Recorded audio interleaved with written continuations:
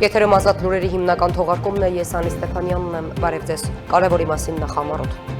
Պատմական առաջընթաց Հայաստան-ԵՄ վիզաների ազատականացման գործընթացում ներքին գործերի նախարար Արփինե Սարգսյանը մանրամասներ է ներկայացրել ԵՄ զեկույցից։ Թուրքիայի եւ Հայաստանի միջև ուղիղ առևտրի մեկնարկի նախապատրաստական աշխատանքները ավարտվել են, հայտնել են Թուրքիայի արտաքին գործերի նախարարությունից։ Հայաստանի արտգործնախարարությունը ողջունել է մեր հանրապետության հետ երկկողմ առևտուր իրականացնելու արգելքը վերացնելու վերաբերյալ Թուրքիայի որոշումը։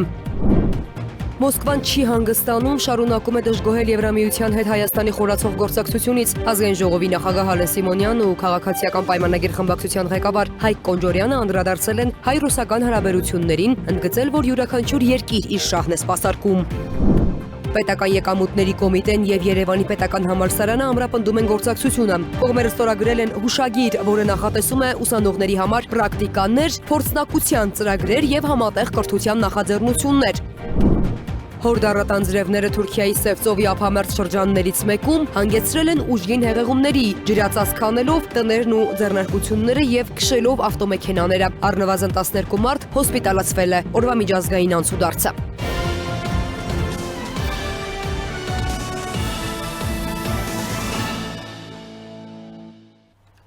Փոխվարչապետ Մհեր Գրիգորյանի գլխավորությամբ կառավարությունում կայացել է խաղաղության խաչմերուկ նախաձեռնությանը նվիրված հանդիպում միջազգային մի շարք գործընկերների մասնակցությամբ։ Քննարկվել են խաղաղության խաչմերուկ նախաձեռնության իրականացման արդյունքում Հայաստանի եւ ամբողջ տարածաշրջանի համար բացվող հնարավորությունները։ Ներքին գործերի նախարար Արփինե Սարգսյանը մանրամասներ է ներկայացրել քաղաքացիներին Հայաստան-ԵՄ վիզաների ազատականացման գործընթացի վերաբերյալ։ Նախարարը շեշտել է, որ այս ուղղությամբ արձանագրվել է պատմական առաջընթաց, մանրամասնելով։ Սիրելի քաղաքացիներ, մենք միակ պետությունն ենք աշխարհում, ում հետ Եվրոպական միությունը ակտիվ երկխոսում է վիզաների ազատականացման հարցով։ Գիտեմ, թե որքան մեծ է հանրային սպասումը վիզաների ազատականացման գործընթացի շուրջ, ուստի բաց, թափանցիկ եւ պատասխանատու կերպով ձեզ հետ կիսվում ենք յուրաքանչյուր զարգացմամբ։ Մենք արձանագրում ենք իսկապես պատմական առաջընթաց։ Մեր ջանքերի կարևոր արդյունքը եղավ այն, որ 2024 թվականի սեպտեմբերի 9-ին պաշտոնապես մեկնարկեց Հայաստան-ԵՄ վիզաների ազատականացման երկխոսությունը։ Դրանից հետո Հայաստանը ռեկորդային սեղմ ժամկետում եւ բարձր վստահության պայմաններում ստացավ գործողությունների ծրագիրը։ Իսկ արդեն 2026 թվականի մայիսին, օրեր առաջ, եվրոպացի գործընկերները ներկայացրին առաջին առաջընթացի զեկույցը։ Մի շարք ուղղություններով Հայաստանը գրանցել է առաջանցիկ տեմպեր, այսինքն արել ենք ավելին, քան նույնիսկ ակնկալվում էր այս փուլում։ Այս մասին են նաև ԵՄ բարձրաստիճան պաշտոնյաների գնահատականները։ Եվրոպական հանձնաժողովի նախագահը բարձր է գնահատել հայաստանյան ջանքերը, վստահություն հայտնելով, որ հասնելու ենք մեր նպատակին։ Սիրելի քաղաքացիներ, սա մեզ, Հայաստանի Հանրապետության քաղաքացիներիս համար նոր հնարավորությունների, ավելի սերտ կապերի եւ Եվրոպային ավելի մոտ լինելու մասին է։ Որպես հայկական կողմի գլխավոր բանակցող վստահեցնում եմ, որ շարունակելու ենք հետևողական աշխատանքը հստակ քայլերով առաջ շարժվելով դեպի առանց վիզայի ազատ տեղաշարժի եւ արժանապատիվ ճամփորդության նպատակը։ Հայաստանի եւ Ադրբեջանի փորձագետները կրկին հանդիպել են այս անգամ Լոնդոնում։ Կողմերը քննարկել են խաղաղության գործընթացի զարգացումները, հնարավորություններն ու ռիսկերը։ Այս մասին հայտնել է խաղաղության կամուրջ նախաձեռնության համակարգող Արեգ Քոչինյանը։ Տասնամյակների հակամարտությունից հետո խաղաղությունը կառուցվում է ոչ միայն քաղաքական բանակցություններով, այլև մարդկանց միջև վստահությամբ։ Հայաստան-Ադրբեջան խաղաղության գործընթացում այսօր կան նոր հնարավորություն եւ կարեւոր է, որ հասարակությունները նույնպես ներգրաված լինեն այդ ճանապարհին։ Թուրքիայի եւ Հայաստանի միջև ուղիղ առևտրի մեկնարկի նախապատրաստական աշխատանքները ավարտվել են, հայտնել են Թուրքիայի արտաքին գործերի նախարարությունից, նշելով, որ նոր կանոնակարգերի համաձայն Թուրքիայից Հայաստան երրորդ երկրների միջոցով կամ նույն երթուղով ժամանող ապրանքները այժմ կարող են որպես վերջնական նպատակակետ կամ ծագման երկիր նշել Հայաստան-Թուրքիա։ 2022 թվականից շարունակվող Հայաստանի հետ հարաբերությունների կարգավորման գործընթացի համատեքստում ընդունված վստահության ամրապնդման միջոցառումների շրջանակներում մեր երկրի եւ Հայաստանի միջև ուղիղ առևտրի մեկնարկի բյուրոկրատական նախապատրաստությունները ավարտվել են, գրել է դիվանագետ Օնջու Քեչելին X-ում։ Հայաստանի արտգործնախարարությունը ողջունել է մեր հանրապետության հետ երկկողմ առևտուր իրականացնելու արգելքները վերացնելու վերաբերյալ Թուրքիայի որոշումը, որը Հայաստանի եւ Թուրքիայի հարաբերությունների կարգավորման գործընթացի հերթական արդյունքն է։ Արտաքին քաղաքական գերատեսչության մամուլի քարտուղարի տարածած հայտարարությունում ասվում է. Այդ որոշումը էական է երկու երկրների միջև առևտրի եւ գործարար շրջանակների միջև կապերի ընդլայնման, տարածաշրջանում տնտեսական կապակցվածությունը խթանելու եւ խաղաղության ու բարեկեցության ապահովման տեսանկյունից։ Ընդգծենք, որ սա կարևոր քայլ է երկու երկրների միջև լիարժեք ու բնականon հարաբերությունների զարգացման ուղղությամբ, ինչը կարող է իր տրամաբանական շարունակությունը ստանալ Հայաստան-Թուրքիա սահմանի բացման ու դիվանագիտական հարաբերությունների հաստատման միջոցով։ Մոսկվան չի հանգստանում, շարունակում է դժգոհել Եվրամիության հետ Հայաստանի խորացող գործակցությունից, Երևանում անցկացված եվրոպական գագաթնաժողովից եւ այդ ընթացքում հնչեցված հայտարարություններից։ Ռուսաստանի կոմունիստական կուսակցության առաջնորդ Պետդումայի падգամավոր Գենադի Զյուգանովը կոչ է արել արգելել Հայաստանի վարչապետ Նիկոլ Փաշինյանի մուտքը Ռուսաստան։ Նա Պետդումայի լիագումար նիստում անդրադառնալով Զելենսկու Հայաստանում արված հայտարարությանը նշել է, թե պատերազմից հետո երբեք չի եղել հաղթանակի, կամքի եւ խղճի դեմ այնպիսի ինտենսիվ ոտնձգություն, որը տեղի ունեցավ մայիսի 9-ի նախաշեմին Երևանում։ Ազգային ժողովի նախագահ Հալեն Սիմոնյանը ու քաղաքացիական պայմանագիր խմբակցության ղեկավար Հայկ Կոնջորյանը անդրադարձել են հայ-ռուսական հարաբերություններին, ընդգծել, որ յուրաքանչյուր երկիր իր շահն է սպասարկում, իսկ ինչ վերաբերում է Ռուսաստանին, ապա Հայաստանը նրա դեմ որևէ քայլ չի կատարում։ 300,000 ադրբեջանցիների Հայաստան տեղափոխվելու կեղծ նարատիվներ տարածող ուժերը պարզապես ինչ-որ տեղից հրահանգ են ստանում եւ անցնում գործի, ասել է ազգային ժողովի նախագահ Հալեն Սիմոնյանը, նշելով, որ այս կեղծ հայտարարությունները հերքվել են ոչ միայն Հայաստանի, այլև Ադրբեջանի իշխանությունների կողմից։ Այս ապատեգատվությունը տարածելու նպատակը մեկն է՝ խաղալ ժողովրդի հույզերի հետ, ընդգծել է Սիմոնյանը եւ ավելացրել, որ ընդդիմադիր տարբեր գործիչների նման օրինակ հայտարարությունները հատուկ մեկնաբանման կարիք չունեն։ Ավելին, Հայաստանի Հանրապետության քաղաքացին տուրք չի տալիս մտածածին խոսույթներին։ Մեր ժողովուրդը շատ իմաստուն է եւ գիտեն էլի ինչա կատարվում, այնքան լավ գիտեն, որ որևիցե քաղաքական գործ չի մեկնաբանություն մեկ-մեկ նույնիսկ ավելորդ է թվում, որտեվ հասարակ մի քանի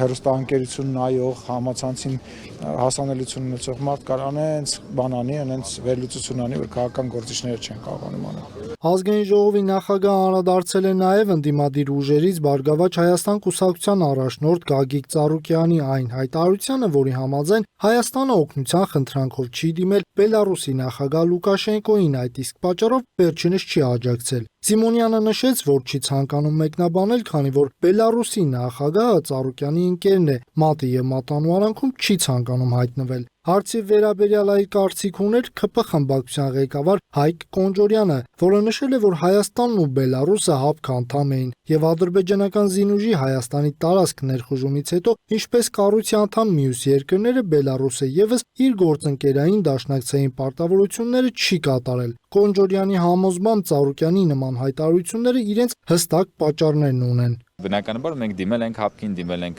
բոլոր այն անհրաժեշտ ճիշտ հոդվածներով, որոնցով որ պետք է դիմել, եւ ՀԱՊԿ-ը իր անգործությունը մշտապես ցույց է տվել։ Իսկ ինչ վերաբերում է, թե ինչ է ասում Գագիկ Ծառուկյանը, շատ պետք չի խորանալ հասկանալու համար Գագիկ Ծառուկյանի մոտիվացիաները, որովհետեւ Ծառուկյանի որդին Հայաստանից փախել է խուսափելով ուրեմն պատասխանատվությունից, գտնվում է հետախուզման մեջ եւ գտնվում է Բելարուսում։ Եվ բնականաբար Գագիկ Ծառուկյանը պիտի պաշտպանի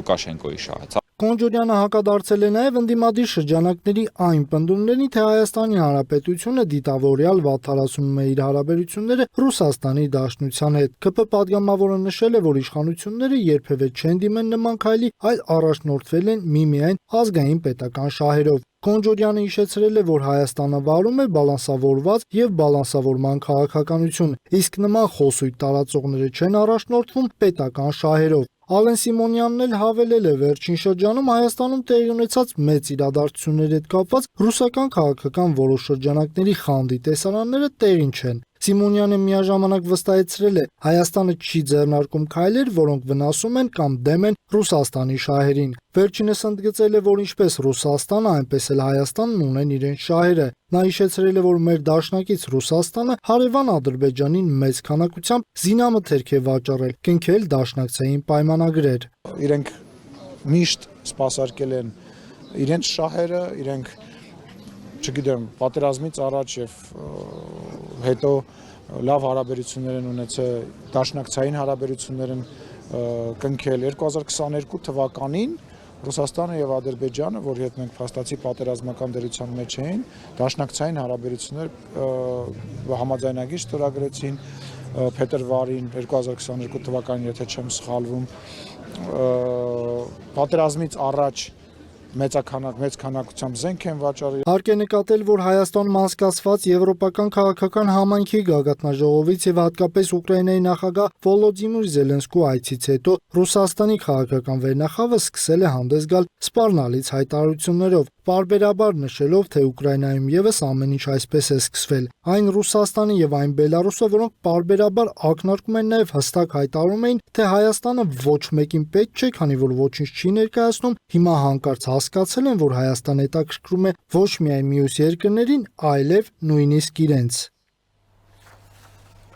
Քաղաքացիական պայմանագիրը շարունակում է իր նախընտրական քարոզարշավը։ Այսօր կուսակցությունը Արագածոտնի մարզում է, իսկ 3 մայրաքաղաքի Շենգավիթ վարչական շրջանում է եղել։ Քաղաքացիական պայմանագիր կուսակցության անդամները ու վարչապետ Նիկոլ Փաշինյանը հանդիպել են բնակիչներին, լսել նրանց խնդիրները, գույքագրել դրանք։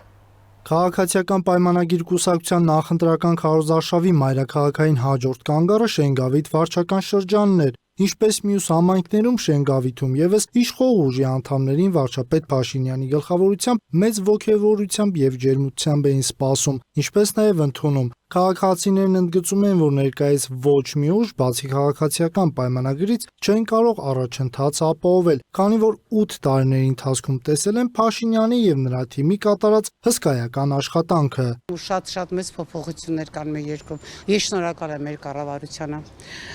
Շնորհակալ եմ ամեն ինչի համար, շնորհակալ եմ ապահովագրության համար, շնորհակալ եմ թոշակների համար։ Կեցե մեր իշխանությունը, կեցե մեր Նիկոլը։ Վարչապետ Նիկոլ Փաշինյանը շրջելով բակերով շենգավիթցիներին խնդրեց տեր կանգնել երկար սպասված մեծ ջանքերի շնորհիվ ձեռք բերված խաղաղությանը, տեր կանգնել հունիսի 7-ին իրենց ձայնը տալով խաղաղությանը։ Նա քաղաքացիներին հիշեցրեց, որ ընդդիմության ղեկավարած տարիների ընթացքում ամեն տարի սահմանին զոհեր են ունեցել։ Պատերազմի եռագլուխ կուսակցությունը կոչվածը իրանք մանյակ են, որովհետև ես չեմ հասկանում ինչ հաճույք է պատերազմի զոհերի թիվը մեծացնել, կլորացնել, դարձնել 5000, 6000, 7000։ Երևանի քաղաքապետ Տիգրան Ավինյանն ընդգծեց, որ ԿՊ-ն մայրաքաղաքի տարբեր հատվածներում իսկապես շատ ջերմընդունելության է արժանանում։ Կուսակցականները լսում են շնորհակալական խոսքեր։ Նրա ներկայացմամբ քաղաքացիները մեկ պահանջ ունեն իշխանություններից։ Խաղաղությունը պետք է պաշտպանվի, պահպանվի եւ մենք էլ իրենց ասում ենք, որ առաջին հերթին դա իրենք պետք է անեն հունիսի 7-ին գնալով ընտրատեղամասեր եւ վերցնելով 16-րդ քվեաթերթիկը։ Առողջապահության նախարար Անահիտ Ավանեսյանը եւս քարոզարշավի ընթացքը բարձր գնահատեց։ Կառավարության կատարած բարեփոխումներից նախարարն առանձնացրեց հանրության շրջանում դրական արձագանք գտած առողջապահության համընդհանուր ապահովագրության համակարգի ներդրումը։ Առողջության ապահովագրության մասով շատ հաճելի է լսել քաղաքացիների գոհունակությունը։ Չկա բակ, չկա 5 մետր չեմ կարող քայլել եւ չհանդիպել մեկին, ով ինչ որ ձևով չի օգտվել առողջության ապահովագրությունից եւ դա դրական որպես փորձառություն են ներկայացնում։ Երևանի ԿՊ ավականու անդամ Քրիստինե Վարդանյանի խոսքով էլ քաղաքացիները գոհունակություն են հայտնում մասնավորապես վարչական տարբեր շրջաններում կատարված աշխատանքի համար։ Չնայած ըստ նրա դեռ կան աշխատանքներ, որոնք ամենօրյա հետևողականություն են պահանջում։ Մարդկանց վերաբերմունքը խոսում է մի բանի համար, որ մարդիկ գնահատում են, մարդիկ տեսնում են կատարված աշխատանքը, տեսնում են այն բարեփոխումները։ Նշենք, որ ըստ ԿՊ նախընտրական ծրագրի դրույթների խաղաղությունը անվտանգության ամենահուսալի երաշխիքն է, որին պետք է ձգտի պետությունը։ Հանրապետություն կուսակցությունը, որը ընտրություններին մասնակցում է «Քեզ համար Հայաստան, քեզ համար» կարգախոսով, նույնպես շարունակում է հանդիպումները քաղաքացիների հետ։ Քարոզարշավի ընթացքում կուսակցության անդամները ներկայացնում են իրենց ծրագրերը, խոսում համայնքային խնդիրների, երկրի քաղաքական իրավիճակի մասին։ Հանրապետություն կուսակցությունը շարունակում է իր նախընտրական քարոզարշավը, հանդիպումներ անցկացնելով քաղաքացիների հետ եւ ներկայացնելով իր ծրագրային առաջնահերթությունները՝ տնտեսական զարգացում, կրթություն, անվտանգություն եւ համակարգային ենթակառուցվածքների բարելավում։ Հանդիպման ընթացքում կուսակցության ներկայացուցիչներն անդրադարձել են նաև երկրի ներքաղաքական իրավիճակին, քննադատելով նախկին իշխանություններին։ Մասնավորապես հիշատակվել է Հայաստանի երկրորդ նախագահ Ռոբերտ Քոչարյանի կառավարման շրջանը։ Նշվել, որ այդ տարիներին ձևավորված քաղաքական համակարգը շարունակում է ազդեցություն ունենալ երկրի զարգացման վրա։ Հայաստանի Հանրապետության երկրորդ նախագահ Ռոբերտ Քոչարյանը ժողովրդի հետ հանդիպման ժամանակ կանչում է Լեռնային Ղարաբաղցի մի մանչուկի, գրկում է նրան, բարձրացնում է, ասում է, ինչ ես ուզում։ Նա էլ ասում է, Արցախ եմ ուզում գնամ։ Ինքն էլ տխուր հայացքով ասում է, ես էլ եմ ուզում։ Ու այստեղ ժողովուրդ ջան, չես կարող ասել։ Ընկեր, երբ Արցախը մերն էր, բա գնայիր, բա ինչ էիր անում։ Ինչ էիր անում այստեղ, գնայիր էլի։ 2021 թվականի ընտրություններին Արագածոտնի մարզում, աշտարակում, դահլիճում, երբ որ ես ելույթ էի ունենում, այնտեղ իրեն էլի եղբայրաբար ասացի, այդ մեծ էկրանները Երևանում որ դրել ես, այդքան ծախսը, որ այստեղ անում ես, ինչ ես անում, այդ էկրանները տարա Արցախում դիր, որ արցախցի մարդը տեսնի, որ Հայաստանի Հանրապետության երկրորդ նախագահ, Արցախի առաջին նախագահ, Արցախի հետ հույս է կապում։ Լուսինե Գրիգորյան, Free News, Ազատ լուրեր։ Նոր ուժ կուսակցությունն էլ քարոզարշավը մեկնարկել է Երևանի կենտրոն վարչական շրջանից։ Հայկ Մարությանի գլխավորած քաղաքական ուժը քաղաքացիներին ներկայացրել է 7 ուղղություններից բաղկացած նախընտրական ծրագիրը, որի առանցքում են եվրոպական չափանիշներով պետության կառուցումը, անկախ դատական համակարգի ձևավորումը, երիտասարդ ընտանիքներին աջակցությունը, օնլայն խաղատների արգելումը եւ քաղաքական դաշտի փոփոխությունը։ Ազգային ժողովի հունիսի 7-ի ընտրություններին Քվեաթերթիկի 5-րդ համարով մասնակցող Նոր ուժ կուսակցությունը քարոզարշավը սկսել է կենտրոն վարչական շրջանից։ Հայկ Մարությանի գլխավորած քաղաքական ուժի նախընտրական ծրագրի հիմքում 7 հիմնական ուղղություններ են՝ եվրոպական չափանիշներով պետության կառուցումը, անկախ դատական համակարգը, մարդու իրավունքների պաշտպանությունը, արդար մրցակցային տնտեսությունը, նաև օնլայն խաղատների եւ շահումով խաղերի արգելումը։ Կուսակցությունը կարևորում է նաև երիտասարդ ընտանիքներին աջակցությունը։ Ծրագրով առաջարկում երրորդ եւ հաջորդ երեխայի համար 5 միլիոն դրամ միանվագ աջակցություն, մատչելի հիփոթեկ եւ վերարտադրողական առողջության ծրագրերի զարգացում։ Քաղաքական ուժն ընտրություններին մասնակցում է «Կառուցենք կարգին երկիր» ուղերձով։ Կուսակցությունում հայտնում են, որ իրենց առավելագույն նպատակն իշխանափոխությունն է, նվազագույնը ընդդիմափոխությունը։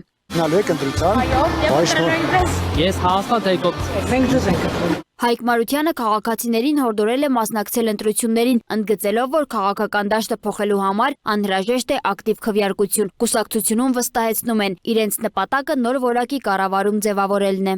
Սոնա Գիշյան, Free News, Ազատ լուրեր։ Ալյանս առաջադիմական ցենտրիստական կուսակցությունը եւս ներկայացրել է իր ծրագրային առաջնահերթությունները։ Կուսակցության ղեկավարը նշել է, իրենց հիմնական նպատակը բալանսավորած քաղաքականության ձևավորումն է, տնտեսական զարգացումն ու քաղաքացիների սոցիալական խնդիրների լուծումը։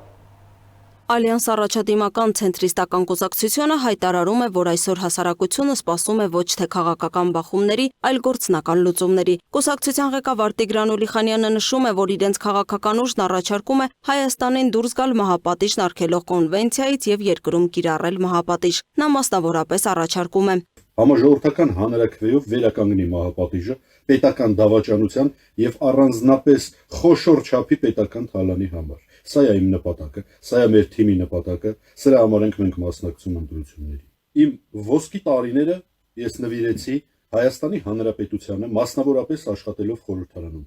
3 գումարման խորհրդարանի падգամավոր եմ եղել։ Ոչ մի կերպ չեմ առնչվել տուրվարի, թալանի ու նմանատիպ այլանդակությունների հետ։ Ով որ չի հավատում,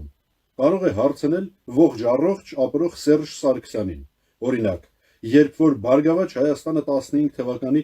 բամփել դմփելուց հետո անցավ իշխանության ազդեցության ներքո։ Չի եղել արդյոք, որ Սերժ Սարգսյանի կաբինետում, գործող Հայաստանի Հանրապետության նախագահի կաբինետում առաջարկվի համագործակցել իրենց հետ, եւ ես Տիգրան Ուրիխանյանը հրաժարվի այդ համագործակցությունից։ Քարոզարշավը շարունակվելու է նաև առաջիկա օրերին նոր հայտարարություններով։ Լուսինե Գրիգորյան, Free News, Ազատ լուրեր։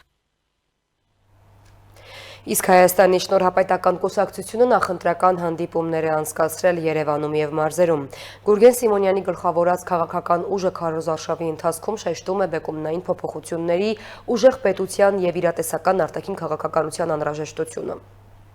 Հայաստանի շնորհապետական կուսակցությունը նախընտրական քարոզարշավի շրջանակում հանդիպումներ է ունեցել ինչպես Երևանում, այնպես էլ մարզերում, Գյումրիում, Արտիկում եւ այլ համայնքներում։ Կուսակցության նախընտրական ցուցակը գլխավորող Գուրգեն Սիմոնյանը համակիրների հետ շրջել է փողոցներով, քաղաքացիներին բաժանել քարոզչական նյութեր եւ կոչ արել մասնակցել հունիսի 7-ի ընտրություններին։ Քաղաքական ուժն ընտրություններին մասնակցում է քվեաթերթիկի 4-րդ համարով։ Կուսակցության ցուցակում ընդգրկված է 84 տեխնացու։ 2026 թվականի հունիսի 7-ի ընտրությունը լինելու է այն անջրպետը,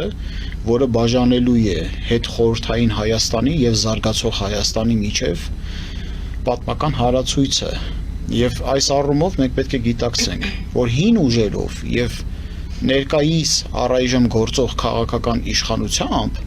հերրու չենք կարող ընթանալ։ Գուրգեն Սիմոնյանը հայտարարել է, որ Հայաստանը պետք է վարի իրատեսական եւ պրագմատիկ արտաքին քաղաքականություն։ Նրա խոսքով անհրաժեշտ է Եվրամիության պետությունների հետ հարաբերությունները հասցնել ռազմավարական մակարդակի, Թուրքիայի հետ ձևավորել բարիդրացիական հարաբերություններ, իսկ Ադրբեջանի հետ հասնել հավասարակշռված հարաբերությունների։ Աստվածը հաջող է, որ դուք սկսեցիք այդ պրոցեսները, շատ լավ եղնող դուք սկականից կար։ Հայաստանի շնորհապետական կուսակցությունն ընտրություններին մասնակցում է, գործը ծնում է ուժ, ուժն իրավունք եւ խաղաղությունը շքեղություն է, այն կարող են վայելել միայն ուժեղները կարգախոսներով։ Կուսակցությունում հայտնում են, որ իրենց նպատակը հին քաղաքական մոդելից դեպի զարգացող Հայաստանի օրակարգ անցումն է։ Սոնա Գիշյան, Free News, Ազատ լուրեր։ Դեմոկրատիա, օրենք, կարգապահություն կուսակցությունն էլ քարոզարշավում շեշտում է պետականաշինության, ազգային արժանապատվության, արդարության եւ հզոր բանակ ունենալու կարեւորությունը։ Քաղաքական ուժը շարունակում է վարչապետի թեկնածու համարել կուսակցության պատվավոր նախագահ Վարդան Ղուկասյանին, թեև նրա գրանցումը կենտրոնական ընտրական հանձնաժողովի կողմից մերժվել է։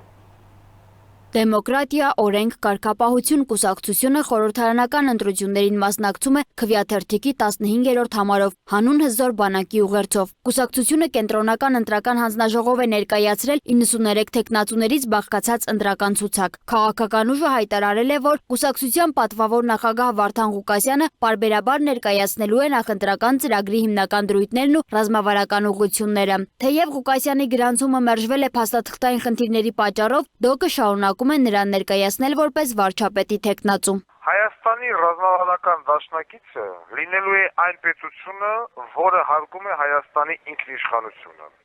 Ոչ թե Հայաստանը դիտում որպես գաղութ, պրոյեկտ կամ ազդեցության գոտի։ Վարդան Ղուկասյանի խոսքով Հայաստանը չունի հավերժ բարեկամներ կամ հավերժ թշնամիներ, այլ ունի հավերժ պետական շահ։ Նա նշել է, որ Ռուսաստանի, Արևմուտքի, Իրանի, Ֆրանսիայի, Հնդկաստանի, Չինաստանի եւ եվրոպական երկրների հետ հարաբերությունները պետք է կառուցվեն Հայաստանի ինքնիշխանության, անվտանգության եւ արժանապատվության հիման վրա։ Թույլ պետությունը դաշնակից չունի, խնդրում եմ սա հիշել։ Թույլ պետությանը օգտագործում են։ Իմ առաջնորդությամբ առաջնային ռազմավարական դաշնակիցը լինելու է հզոր հայկական պետությունը, հայկական բանակը, հայ մարդու կամքը եւ Հայաստանը կրկին դառնա ուժեղ դաշնակիցները իրենք են հերթի կանգնելու Հայաստանի կողքին լինելու համար։ ԴՕԿ-ում հայտնում են, որ իրենց ծրագիրը միտված է հզոր, արդար եւ կարգապահ պետության կառուցմանը։ Սոնա Գիշյան, Free News, Ազատ լուրեր։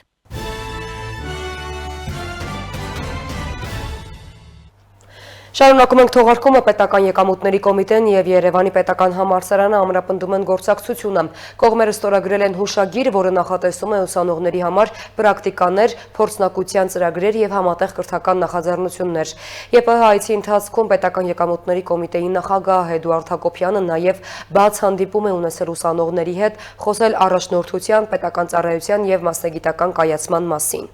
Պետական եկամուտների կոմիտեի եւ Երևանի պետական համալսարանի գործակցությունը թեւակողում է նոր փուլ։ Պետ նախագահ Էդուարդ Հակոբյանը Երևանի պետական համալսարանի ռեկտոր Հովհաննես Հովհաննիսյանի հետ ստորագրել է գործակցության հուշագիր, ուրվագծելով առաջիկա տարիների համատեղ աշխատանքի առաջնահերթությունները։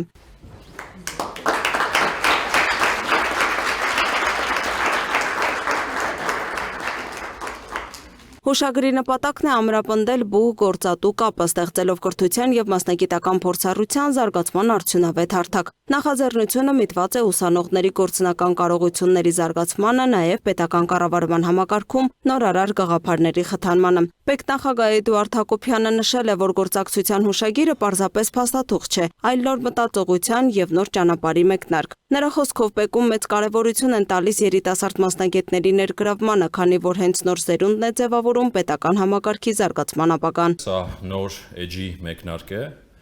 եւ շատ հետաքրքիր ձևով համընկնում է այն մշակութային եւ ընդհանրապես արժեքային տրանսֆորմացիայի հետ, որը տեղի ունենում պետական եկամուտների կոմիտեում։ Եվ ես ուզում եմ այս պատմական օրվա եւ այս պատմական ձեռքբերման եւ այս նոր էջի սկզբի համար բոլորի շնորհավորեմ եւ հորդորեմ, որ մաքսիմալ օգտագործեք այս հնարավորությունը, թե գիտական աշխատանքների միջոցով, թե տարբեր ուսումնասիրություններ անելիս, թե պրակտիկա անցնելիս։ Երևանի պետական համալսարանի ռեկտոր Հովհաննես Հովհաննիսյանն էլ կարևորել է պետական հատվածի հետ գործակցությունը, ընդգծելով, որ համալսարանը պետական համակարգի անբաժանելի մասն է, որի առաքելությունն է կրթության միջոցով նպաստել երկրի զարգացմանը։ Ռեկտորի խոսքով պետեկամուտների կոմիտեն համալսարանի կարևոր գործընկերներից է, քանի որ ԵՊՀ բազմաթիվ շրջանավարտներ իրենց մասնագիտական ուղին շարունակում են հենց այս կառույցում։ Գործակցության շրջանում նախատեսվում են ուսանողական պրակտիկաներ, փորձնակության ծրագրեր, համատեղ կրթական ու գիտական նախաձեռնություններ, սեմինարներ ու մասնագիտական այլ միջոցառումներ։ Ծրագրերի նպատակն է համադրել տեսական գիտելիքն ու գործնական փորձը, նպաստելով երիտասարդների մասնագիտական զարգացմանը։ Կյանքի ինչ-որ մի փուլում, անկախ նրանից երբ կլինի դա, փորձեք ինչ-որ մի կտոր, օրինակ մի տարի, 2 տարի կլինի կամ 6 ամիս կլինի, լինեք պետական համակարգում, որովհետև այդտեղ լինելով դուք զգում եք կյանքի ռիթմը։ Դուք նստում եք, կարելի ասել, հասարակության զարկերակին շատ մոտ, ու զգում եք, թե ինչ է կատարվում հասարակության ու ընդհանրապես տնտեսության ու հասկանում եք, թե դու ձեր ամենօրյա մի փոքր քայլը եւ մի փոքր փոփոխությունը ինչ էֆեկտ ունի ընդհանրապես ամբողջ հանրության վրա։ ԵՊՀ այցի ընթացքում պետեկամուտների կոմիտեի նախագահ Էդուարդ Հակոբյանը նաև բացահանդիպում է ունեցել ուսանողների հետ, խոսելով առաջնորդության, պետական ծառայության եւ մասնագիտական կայացման մասին։ Նա ուսանողի հետ կիսվել է իր մասնագիտական ճանապարհով, ուսանողական տարիներից մինչև պետական կառավարման համակարգում ղեկավար պաշտոն զբաղեցնելը։ Պետեկամուտների կոմիտեի նախագահը շեշտել է, որ առաջնորդությունը սկսվում է ոչ թե պաշտոնից, այլ պատասխանատվությունից, նախաձեռնողականությունից եւ ինքնակրթությունից։ Շատերին թվում է, թե ղեկավարումն ու առաջնորդումը սկսում է այն պայից, երբ որ դու պաշտոն ես ստանձնում, բայց այդպես չի, իրականում դա սկսում է նույնիսկ մանկուց, բայց հատկապես այս տարիքից, որովհետև դուք մասնագիտություն եք ձեռք բերում ու ճանապարհ եք որոշի անցնել ինչ-որ մի ոլորտում։ Կրթությունը եւ գիտելիքի կուտակումը հարատև գործընթացներ են, որոնց մեջ գտնվելը եւ որոնցով ապրելը թույլ են տալիս ինքդ քեզ եւ շրջապատող աշխարհը խորությամբ ճանաչել, ինքդ քեզ հավերժ գերազանցել, պարբերաբար ծնել աշխարհը վերափոխելու եւ բոլորի համար ցանկալի երջանկության հասնելու ստեղծարար գաղափարներ։ Երբ որ ընտրում եք առաջնորդ դառնալու ճանապարհը, դա նոր իրար գերազանցող նշաձողերի սահմանումն է։ Լուսինե Գրիգորյան, Free News, Ազատ լուրեր։ Հորդառատ անձրևները Թուրքիայի Սև ծովի ափամերձ շրջաններից մեկում հանգեցրել են ուժգին հեղեղումների, ջրածածկ անելով տներն ու ձեռնարկությունները եւ քշելով ավտոմեքենաները։ Առնվազն 12 մարդ հոսպիտալացվել է։ Տեղումների հետևանքով Սամսուն նահանգի Հավզա շրջանում գետերը վարարել են։ Հրշեջները ոստիկանությունը արտակարգ իրավիճակների թիմերը ներգրավել են մեկուսացված բնակիչներին փրկելու եւ տարածքը բեկորներից մաքրելու աշխատանքներում։ Միջազգային եւ տարածաշրջանային նորություններին տեսաշարով ծանոթացեք։ Հարավային Կորեան ուսումնասիրում է Հորմուզի նեղուցով անվտանգ նավարկությունն ապահովելու միջազգային ջանքերին փուլային մասնակցություն ունենալու հնարավորությունը։ Այս մասին հայտարարել է երկրի պաշտպանության նախարար Ան Գյուբեքը։ Նրա խոսքով Սեուլը քննարկել է հարցը Ամերիկայի Միացյալ Նահանգների պաշտպանության նախարար Փիթ Հեքսեթի հետ Վաշինգտոնում կայացած հանդիպման ընթացքում։ Հարավկորեական կողմը հնարավոր աջակցության տարբերակների թվում դիտարկում է քաղաքական աջակցություն, անձնակազմի գործուղում, տեղեկատվության փոխանակում եւ ռազմական միջոցների տրամադրում։ Ամերիկայի Միացյալ Նահանգների նախագահ Դոնալդ Թրամփը հայտարարել է, որ Իրանի հարցում Վաշինգտոնը չունի Չինաստանի աջակցության կարիքը։ Նախքան Պեկին մեկնել է, նա նշել է, որ Չինաստանի նախագահ Սի Ցինփինի հետ հանդիպման գլխավոր թեման լինելու է առևտուրը, ոչ թե Իրանի շուրջ պատերազմը։ Թրամփի խոսքով Չինաստանը չնայած տարածաշրջանից ստացվող նավթի մեծ ծավալներին խնդիրներ չի ստեղծել Հորմուզի նեղուցի իրավիճակի շուրջ։ Մենք կհաղթահարենք այս կամ այն կերպ, խաղաղ կամ այլ միջոցներով, հայտարարել է Ամերիկայի Միացյալ Նահանգների նախագահը։ Նա նաև նշել է, որ այցից դրական արդյունքներ է ակնկալում։ Ամերիկայի Միացյալ Նահանգների նախագահ Դոնալդ Թրամփը հայտարարել է, որ չի բացառում այս տարի Ռուսաստան այցելելու հնարավորությունը Ուկրաինայում խաղաղության հաստատման ջանքերի շրջանակում։ Չինաստան մեկնելուց առաջ լրագրողների հետ զրույցում նա նշել է, որ նման այցը հնարավոր է։ Թրամփի խոսքով ուկրաինական հակամարտության ավարտը արդեն մոտ է եւ ինքը պատրաստ է անել հնարավոր ամեն ինչ խաղաղության հասնելու համար։ Վենեսուելայի նախագահի պաշտոնակատար Դելսի Ռոդրիգեսը հայտարարել է, որ իր երկիրը որևէ մտադրություն չունի դառնալ Ամերիկայի Միացյալ Նահանգների 51-րդ նահանգ։ Նա այսպես է արձագանքել Դոնալդ Թրամփի հայտարարությանը, թե Վաշինգտոնը լրջորեն դիտարկում է նման հնարավորությունը։ Ռոդրիգեսն ընդգծել է, որ Վենեսուելան գաղութ չէ, այլ ազատ եւ ինքնիշխան պետություն։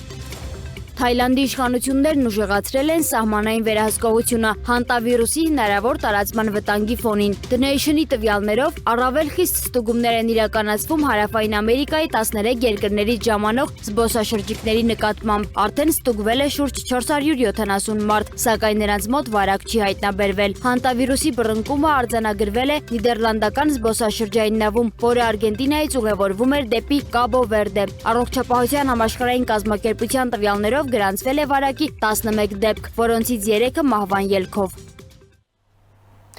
Այս ժամի համար այսքանն էինք նախատեսել, թողարկման ավարտին ծանոթացեք եղանակային կանխատեսումներին, ցտեսություն։